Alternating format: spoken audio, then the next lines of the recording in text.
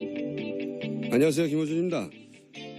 선거는 구도의 격돌입니다. 어떤 시대 정신을 기준으로 그 경쟁을 해석하느냐에 따라 선거를 바라보는 관점 자체가 결정됩니다.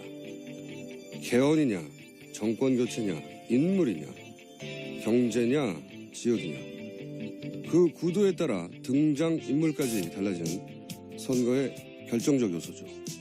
그래서 반기문 불출마 선언 이후 많은 매체가 여론조사를 하고 다양한 구도와 해석을 내놓았습니다.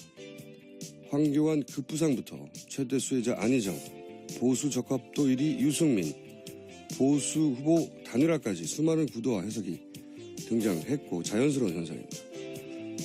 그런데 모바일만 하루 2,400만 명이 방문한다는 네이버가 어제 저녁 8시 기준 메인 화면 가장 앞줄에 노출한 관련 기사는 문재인 대 안철수 양자구도 급부상 제하에 두 후보 격차가 크게 좁혀졌다는 오후 6시경 네이버에 입력된 서울경제 기사입니다. 물론 그런 구도도 가능할 수 있습니다. 그런데 동일 시간대 게재된 안희정 황교안 지지율 급등 제하의 중앙일보 기사는 최대 수혜자가 황교안 안희정이고 문과 안의 격차는 여전히 크다는 상반된 내용입니다. 역시 그럴 수도 있습니다. 조사기관 시점, 방법 그리고 결과가 다르고 매체도 달라서 그 해석이 다른 건 당연합니다. 어떤 해석이 옳다 그러다를 말하는 게 아니고요. 문제는 상반된 여론조사 수치와 전혀 다른 해석과 구도가 나왔을 때 네이버는 무엇을 기준으로 기사 하나만을 선택해서 수천만 명에 노출되는 메인 가장 앞줄에 노출하냐 하는 겁니다. 그리고 그 기준은 누가 정하는 거죠? 이 기준을 네이버가 자의적으로 가져가는 것은 일개 IT 기업이 대한민국 대선에 개입하는 효과를 냅니다. 이 문제는 모두가 함께 매일 지켜보고 감시하고 지적해야 한다. 김호준 생각이었습니다.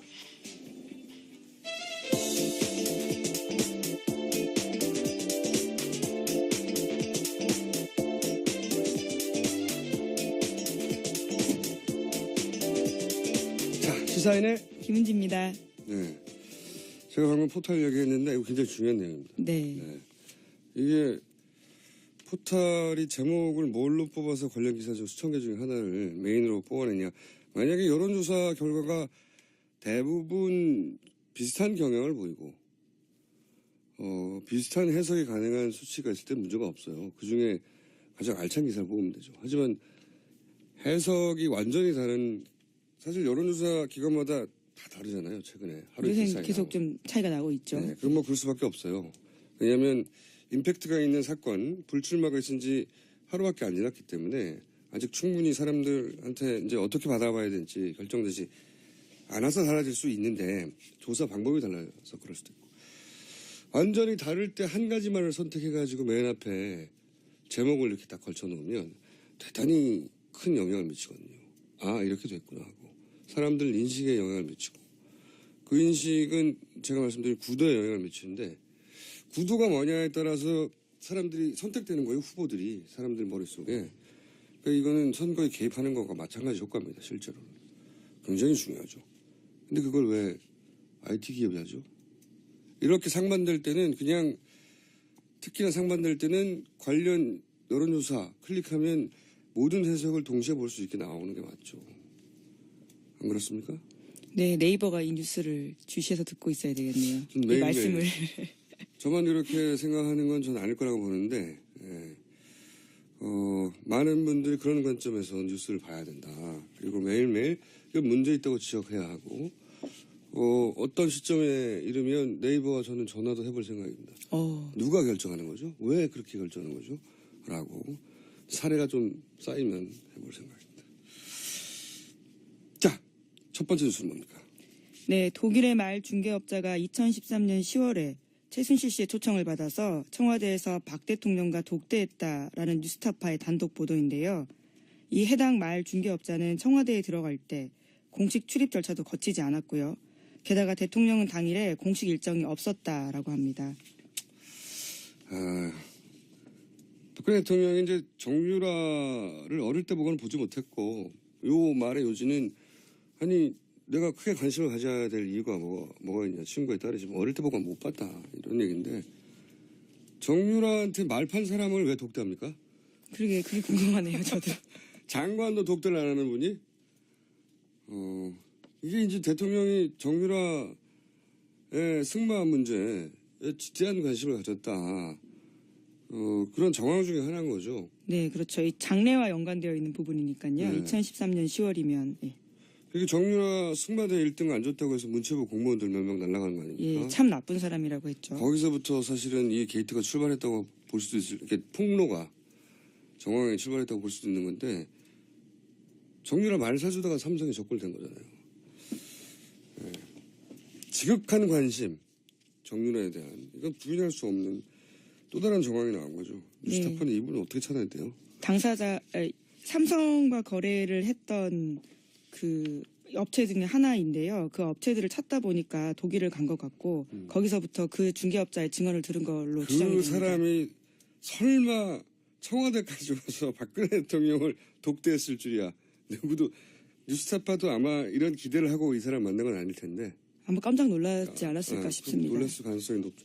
아니 왜 말 팔았다고 독대를 합니까? 장관도 못하는 걸.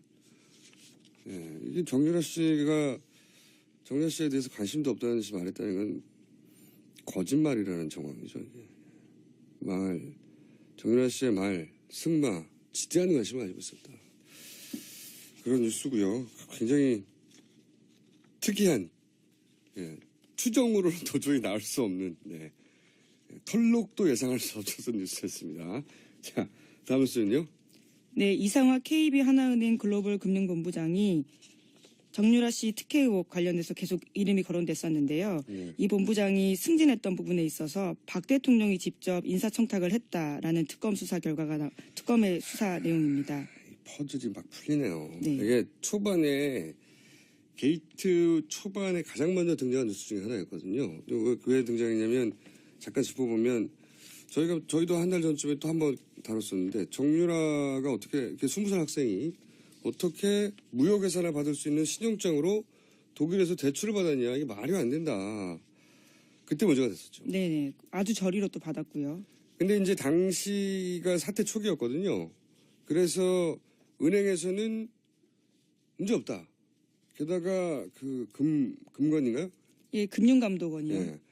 금감에서도 한 달 이상 감사를 했는데 문제 없다. 결론을 냈어요. 그래서 그냥 보통 이런 기관들하고 은행에 직접적으로 아니라고 하면 더 이상 파헤칠 방법이 없잖아요. 네네. 뉴스가 거기서 끊어졌거든요. 그리고 이제 그런 다음에 나온 게 이제 이분이 귀국해서 너무 빠른 속도로 승진한 거 아니냐. 네, 또 문제 그렇죠. 제기를 하니까 은행이 아니다. 말도 안 된다고 적극적으로 변호를 했어요. 그러나 알고 봤더니 특검이 수사를 했더니 그래서 특검이 중요합니다. 박근혜 대통령이 하나은행 회장한테 직접 전화라고 했던 거 아닙니까? 이게. 예, 안종범 전 수석의 진술인데요. 대통령이 지시를 받아서 KB하나금융그룹 회장에게 직접 전화했다라는 거고요. 처음에는 그 본부장 승진 직급이 안 된다라는 이유로요. 원하는 직급까지 못 달아줬습니다. 그래서 삼성타운 지점장을 발령냈었는데 그러니까 다시 전화 걸어서 글로벌 금융본부장 보내야 한다. 다시 한번 압박을 줘서 결국 그 자리에 갔습니다. 이게 또 한 번 연결되는 뉴스예요. 그러니까 정유라에게 말판 사람이 독대한 거잖아요. 이번에는 정유라가 거기서 승마를 할 수 있게 대출을 해주고 도와준 사람. 네네. 을 국내 귀국하니까 어디 직급을 찍어서 지금 거기다가 이 사람을 승진시켜서 발령하라고 대통령 지시로 하나은행 회장이 전화했다는 거 아닙니까? 예, 민간 인사에 개입한 거죠, 이것도. 더군다나 승진을 1차 시켰는데 내부 규정 때문에 여기까지가 한계라고 했더니 그게 아니고 글로벌 금융본부장으로 보내달라고 했다는 네. 거니까 이 직책을 왜 찍었겠어요? 아마 해외 거래, 금융거래를 총괄하니까 필요했던 거죠. 틀림없이 그 이후에 최순실 씨가 독일을 오가며 거래하는 것에 최종 결재권자 자리에 이 사람을 앉혀야 할 필요가 있었던 거죠. 대통령은 최순실의 이권과 편의를 철저히 챙겨줬어요. 네. 모른다, 챙겨줄 적 없다 해왔는데 이게 국가 경제가 무슨 상관입니까? 이 사람이 다 대부분 국가 경제를 위해서 했다는 거잖아요. 이 사람이 글로벌 금융본부장으로 가는 게 국가 경제에 무슨 상관이냐고요. 아 근데 그런데도 아니라고 하는 거 보면 참 한편으로는 대단한 분이에요. 대단하시죠. 네, 정말 대단한 분이에요. 머리에서 자동으로 자기 합리화가 되나 봐요. 그리고 자기가 한 거짓말을 스스로 믿는 능력이 탁월한 분인 것 같아요. 앞에 했던 말을 까먹을 수도. 예.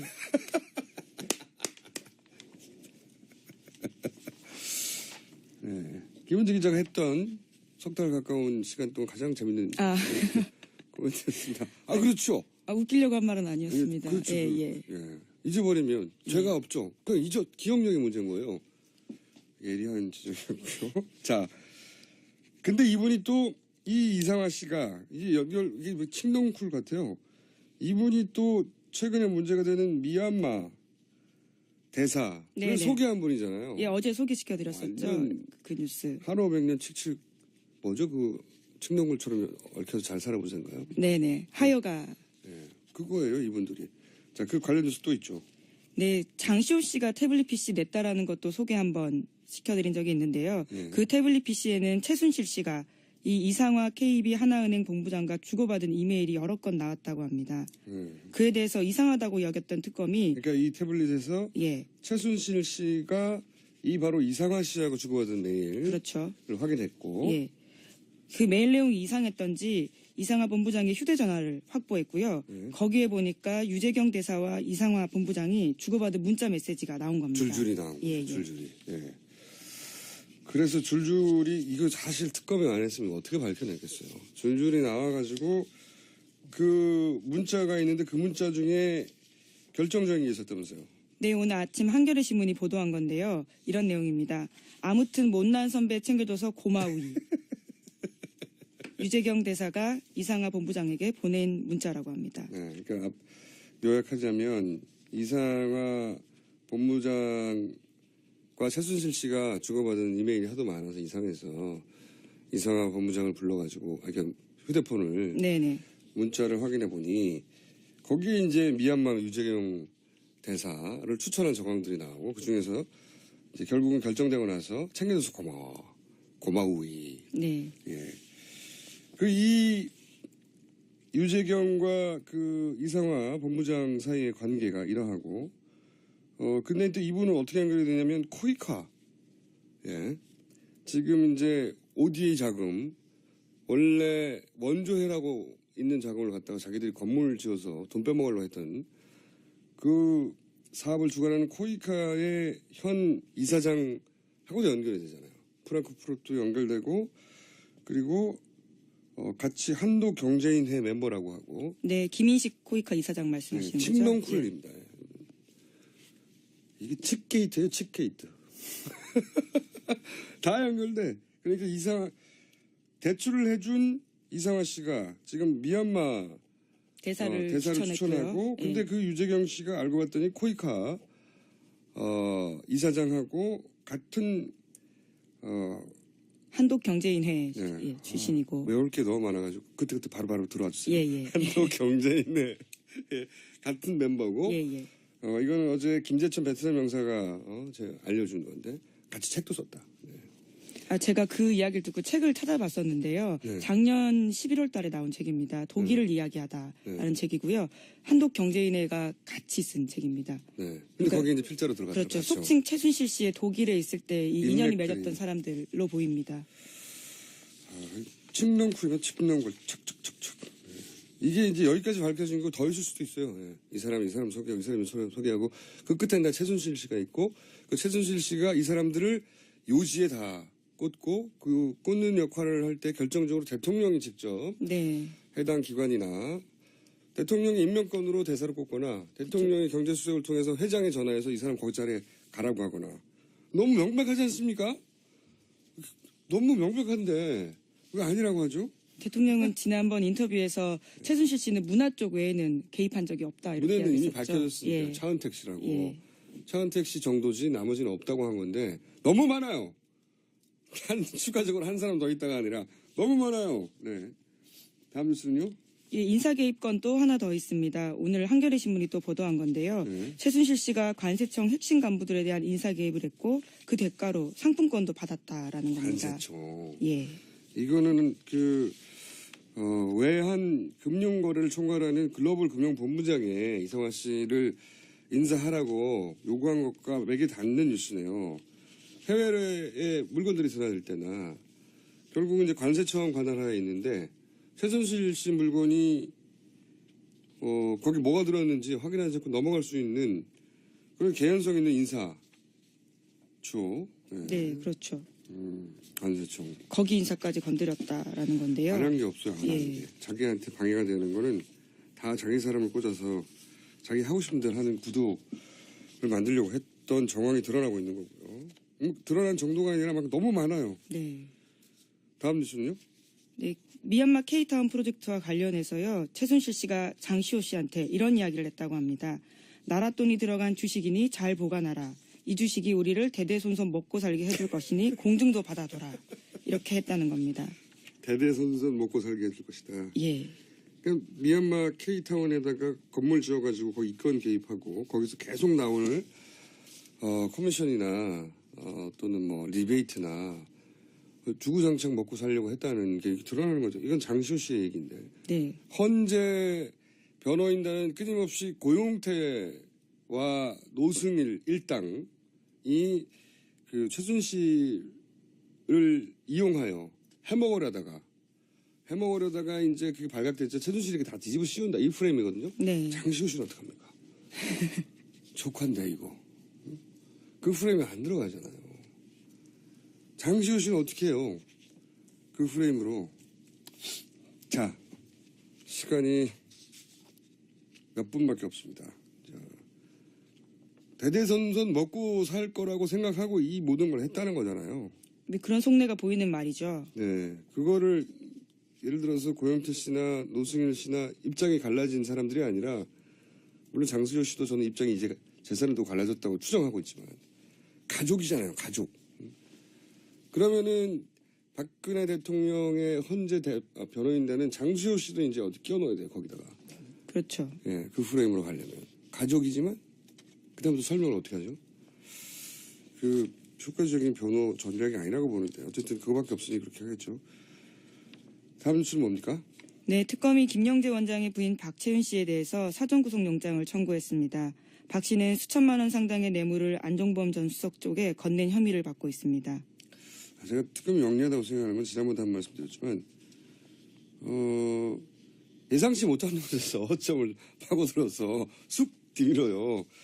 이거가 잡힐 거라고 생각하지는 않았을 것 같아요. 계속 7시간만 신경 쓰고 있는데 갑자기 특혜성, 이거 뇌물이거든요. 네, 예, 당연히. 왜냐하면 받은 게 있으니까요. 뭐 예산도 받았고. 네, 그렇죠. 15억 원의 특혜성 예산을 받았다라는 의혹이 제기되고 있습니다. 요즘은 대가성에 직접 인정되지 않아도 포괄적으로 바라봐서 법원에서 이걸 인정하는 추세거든요. 구속영장이 발부되느냐 아니냐 개인적으로 초미의 관심입니다. 왜냐하면 지난번에 대통령과 가까운 분 거리가 가까울수록 기각되는 거 아니냐 제가 한번 네네. 최경희 총장 예. 기각됐을 때 그런 말씀 다 구속됐는데 맨 위에 있는 사람이 기각됐잖아요.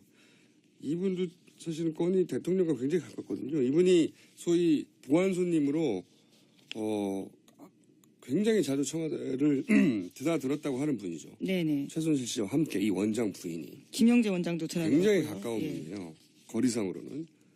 사적인 친밀도는 모르겠지만 한 달이 건너면 대통령이 뭘 그때 무슨 말을 했는지 물어볼 대상이 되는 사람인데 그래서 저는 구속영장 기각 보통 사건이라면 이 정도면 구속돼야 되거든요. 네. 명백해서. 근데 이제 구속영장 기각의 가능성이 상당히 높다는 생각이 듭니다. 자, 앞으로도 뉴스를 한두 개 정도는 할 수 있을 것 같아요. 네. 네, 특검이 추가로 확보한 안종범 전 수석의 수첩 40건인데요. 여기에서 또 40건? 새로운 내용이 나왔습니다. 40건, 예. 40건. 예. 그 전에 17건인가 그러잖아요. 그렇습니다. 대박이 났네요. 대박이 났어요, 이거. 예, 혹자는 사관이라는 표현까지 하고 있습니다. 안종범 전 수석이 워낙 기록을 많이 하셔서요. 이 이야기는 두 가지 의미가 있어요. 하나는 그만큼 대통령이 이 쏟아낸 이권이 많다는 거예요. 보통 안정권 수석은 이 수첩이 많았던 이유가 너무 많은 걸 쏟아내서 계속 받아적기 바빴다. 그렇죠. 1시간 동안 쏟아낸 적도 있다고 했잖아요. 예, 잘 받아줬고 있냐라고 질책도 네. 하기도 하고요. 그래서 그러면서 뭔가를 읽는 것 같다고 말했고 저도 읽지 않는 한 1시간 동안 그 많은 이름과 구체적인 직책들 이거 어떻게 다 외웁니까? 하나은행의 글로벌 금융본부장이라고 하는 직책이 있는지 어떻게 알아? 몰라요. 그렇죠. 예. 하나은행에 있는 사람들만 아는 거죠. 외부 사람 절대 모른단 말이죠. 이건 근데 구체적으로 특정해서 어떤 사람을 이 자리로 보내라고 하는 거잖아요. 엄청나게 많은 이권 개입이 드러날 금고가 열린 거죠. 이게 사관 맞아요. 네. 앞으로 역사는 이것을 종범실록이라고 기록해야 됩니다. 네. 안마천이라고 불러야 됩니다. 안마천. 네. 두 번째 하나 더 있어요. 두 예, 번째 예. 의미는 17건 가지고도 아직도 다 수사가 안 됐어요. 그렇죠. 40건이 추가로 나왔어요. 특검을 한 달이 아니라 이건 몇 달을 연장해야 되는 사람. 물론 법 때문에 한 달밖에 못 하는데 그것도 안 하려고 그러겠죠. 40건이 나왔어요. 다시 시작해 처음부터. 그리고 17건은 사실 최근 게 아니고 그 이전 거였잖아요. 예, 시기상으로 그렇습니다. 2년 전까지 일어난 말이에요. 예. 거의. 근데 이건 최근까지거든요. 네. 그 최순실 게이트가 터지고 나서도 쓰여 있는 내용들이 있는데요. 그러니까 고만둘 때 예. 잡혀가기 직전까지 그렇죠. 썼던 거라 예. 말이죠. 직전까지 수석이었으니까요. 거의. 이거 대박이 난 겁니다. 이건 특검 1년 연장해야 돼. 1년 연장. 야, 이거 왜 주장 안 하죠 지금? 특검 연장해야 된다는. 저는 이 40건 나왔다는 뉴스 하나만 가지고도 얼마나 많은 내용이 나올까 싶은데. 예, 거기서 어제 새로운 내용이 벌써 하나 나왔습니다. 하나 나왔어요? 예. 네. SBS 보도인데요. 박 대통령이 지난해 9월 국정감사를 앞두고 세 군데 상임위를 콕 찍어서 삼성 인사들이 증인으로 출석하지 않게 하라라는 지시를 내렸다라는 기록을 써놨고요. 새로운 게 나왔네요. 예. 바로. 네. 안전수석이 그 내용이 맞다라고 확인해 준 겁니다. 왜 삼성만 찍어서. 네. 삼성은 국정감사에 나가면 안 된다고 대통령이 찍어서 상임위 몇 가지 거론하면서 여기 나가지 예. 않게 하라고 했다는 거 아닙니까? 결국은 안 나왔어요. 네. 자, 이만하면은 중요한 뉴스는 다 훑었습니까? 네네. 알겠습니다. 오늘 여기까지 하겠습니다. 특별 연장해야 합니다. 이거. 지금 안마천께서 종범실록을 남긴 것이 네네. 집에서 발굴된 거예요. 지금 주택에서. 예, 사료가 발굴된 거죠. 예. 그게 너무 예. 40건이나 나올 줄 저도 몇 건은 더 있겠지 했는데 왜냐면 그 이전에 2년간은 기록했는데 그 사이는 기록 안 했겠어 있을 거라고. 근데 없애지 않았을까. 최근 거는 40건이 어딘가에서 나왔네요. 이게 나온 걸까요? 아니면 안전범 전 수석의 가족이 낸 걸까요? 예, 압수수색 당한 걸로 알고 있습니다. 물론 집에 있던 예. 물론 전차는 그랬겠지만 이걸 예. 버리려면 얼마든지 버릴 수 있잖아요. 근데 쭉 지고 있다가 낸 게 아닐까 하는 생각도 합니다. 네. 자, 감사합니다. 안정분 수석에게 큰 감사를 보내면서 오늘 여기까지 하겠습니다. 지금까지. 예, 시사인 김은지였습니다. 감사합니다. 그리고 결과가 다르고 매체도 달라서 그 해석이 다른 건 당연합니다. 어떤 해석이 옳다 그러다를 말하는 게 아니고요. 문제는 상반된 여론조사 수치와 전혀 다른 해석과 구도가 나왔을 때 네이버는 무엇을 기준으로 기사 하나만을 선택해서 수천만 명에 노출되는 메인 가장 앞줄에 노출하냐 하는 겁니다. 그리고 그 기준은 누가 정하는 거죠? 이 기준을 네이버가 자의적으로 가져가는 것은 일개 IT 기업이 대한민국 대선에 개입하는 효과를 냅니다. 이 문제는 모두가 함께 매일 지켜보고 감시하고 지적해야 한다. 김어준 생각이었습니다.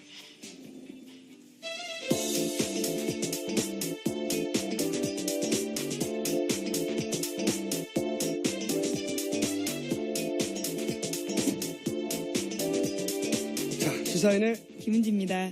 네. 제가 방금 포탈 얘기했는데 이거 굉장히 중요한 내용입니다. 네. 네. 이게 포탈이 제목을 뭘로 뽑아서 관련 기사 중 수천 개 중에 하나를 메인으로 뽑아내냐. 만약에 여론조사 결과가 대부분 비슷한 경향을 보이고 비슷한 해석이 가능한 수치가 있을 때 문제가 없어요. 그중에 가장 알찬 기사를 뽑으면 되죠. 하지만 해석이 안녕하세요. 김호준입니다. 선거는 구도의 격돌입니다. 어떤 시대 정신을 기준으로 그 경쟁을 해석하느냐에 따라 선거를 바라보는 관점 자체가 결정됩니다. 개헌이냐, 정권 교체냐, 인물이냐, 경제냐, 지역이냐. 그 구도에 따라 등장 인물까지 달라지는 선거의 결정적 요소죠. 그래서 반기문 불출마 선언 이후 많은 매체가 여론조사를 하고 다양한 구도 해석을 내놓았습니다. 황교안 급부상부터 최대 수혜자 안희정, 보수 적합도 1위 유승민, 보수 후보 단일화까지 수많은 구도와 해석이 등장했고 자연스러운 현상입니다.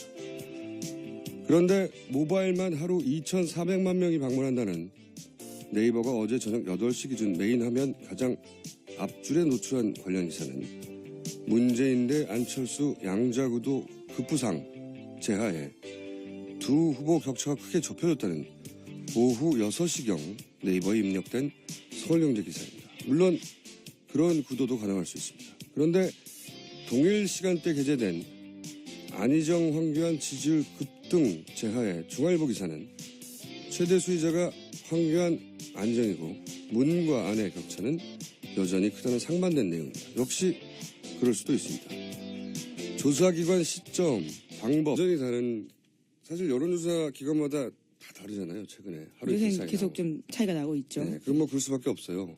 왜냐하면 임팩트가 있는 사건, 불출마가 있은 지 하루밖에 안 지났기 때문에 아직 충분히 사람들한테 이제 어떻게 받아봐야 될지 결정되지 않아서 달라질 수 있는데 조사 방법이 달라서 그럴 수도 있고 완전히 다를 때 한 가지만을 선택해가지고 맨 앞에 제목을 이렇게 딱 걸쳐놓으면 대단히 큰 영향을 미치거든요.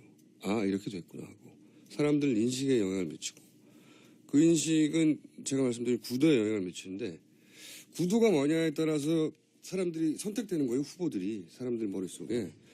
그러니까 이거는 선거에 개입하는 것과 마찬가지 효과입니다. 실제로. 굉장히 중요하죠. 근데 그걸 왜 IT 기업이 하죠? 이렇게 상반될 때는 그냥 특히나 상반될 때는 관련 여론조사 클릭하면 모든 해석을 동시에 볼 수 있게 나오는 게 맞죠. 안 그렇습니까? 네, 네이버가 이 뉴스를 주시해서 듣고 있어야 되겠네요. 이 매일매일. 말씀을. 저만 이렇게 생각하는 건 저는 아닐 거라고 보는데 많은 분들이 그런 관점에서 뉴스를 봐야 된다. 그리고 매일매일 문제 있다고 지적해야 하고 어떤 시점에 이르면 네이버와 저는 전화도 해볼 생각입니다. 누가 결정하는 거죠? 왜 그렇게 결정하는 거죠? 라고 사례가 좀 쌓이면 해볼 생각입니다. 자, 첫 번째 뉴스는 뭡니까? 그 중개업자의 증언을 들은 걸로 그 추정이 됩니다. 사람이 설마 청와대까지 와서 박근혜 대통령을 독대했을 줄이야. 누구도 뉴스타파도 아마 이런 기대를 하고 이 사람 만난 건 아닐 텐데. 아마 깜짝 놀랐지 않았을까 싶습니다. 놀랐을 가능성이 높죠. 아니 왜 말 팔았다고 독대를 합니까? 장관도 못하는 걸. 예, 이게 정유라 씨에 대해서 관심도 없다는 듯이 말했다는 건 거짓말이라는 정황이죠. 이게. 정유라 씨의 말, 승마, 지대한 관심을 가지고 있었다. 그런 뉴스고요. 굉장히 특이한 추정으로는 도저히 나올 수 없는 털록도 예상할 수 없었던 뉴스였습니다. 자, 다음 뉴스는요. 네, 이상화 KB 하나은행 글로벌 금융본부장이 정유라 씨 특혜 의혹 관련해서 계속 이름이 거론됐었는데요. 이 본부장이 승진했던 부분에 있어서 박 대통령이 직접 인사청탁을 했다라는 특검 수사 결과가 특검의 수사 내용입니다. 퍼즐이 막 풀리네요. 네. 이게 초반에 게이트 초반에 가장 먼저 등장한 뉴스 중에 하나였거든요. 왜 등장했냐면 잠깐 짚어보면 저희도 한 달 전쯤에 또 한 번 다뤘었는데 정유라가 어떻게 이렇게 20살 학생이 어떻게 무효계산을 받을 수 있는 신용장으로 독일에서 대출을 받았냐. 이게 말이 안 된다. 그때 문제가 됐었죠. 네네. 아주 저리로 또 받았고요. 근데 이제 당시가 사태 초기였거든요. 네, 독일의 말 중개업자가 2013년 10월에 최순실 씨의 초청을 받아서 청와대에서 박 대통령과 독대했다라는 뉴스타파의 단독 보도인데요. 이 해당 말 중개업자는 청와대에 들어갈 때 공식 출입 절차도 거치지 않았고요. 게다가 대통령은 당일에 공식 일정이 없었다라고 합니다. 박근혜 대통령이 이제 정유라를 어릴 때 보고는 보지 못했고, 요 말의 요지는, 아니, 내가 크게 관심을 가져야 될 이유가 뭐가 있냐. 친구에 따르지만 어릴 때 보고 못 봤다. 이런 얘기인데, 정유라한테 말판 사람을 왜 독대합니까? 그게 궁금하네요, 저도. 장관도 독대를 안 하는 분이? 이게 이제 대통령이 정유라의 승마 문제에 지대한 관심을 가졌다. 그런 정황 중에 하나인 거죠. 네, 그렇죠. 이 장래와 연관되어 있는 부분이니까요. 네. 2013년 10월이면 그게 정유라 승마대 1등 안 줬다고 해서 문체부 공무원들 몇 명 날아가는 거 아닙니까? 참 나쁜 사람이라고 했죠. 거기서부터 사실은 이 게이트가 출발했다고 볼 수도 있을, 이렇게 폭로가 정황에 출발했다고 볼 수도 있는 건데, 정유라 말 사주다가 삼성에 적골된 거잖아요. 네. 지극한 관심, 정유라에 대한, 이건 부인할 수 없는 또 다른 정황이 나온 거죠. 뉴스타파는 이분을 어떻게 찾아냈대요? 삼성과 거래를 했던 그 업체 중에 하나인데요. 그 업체들을 찾다 보니까 독일을 간 것 같고 거기서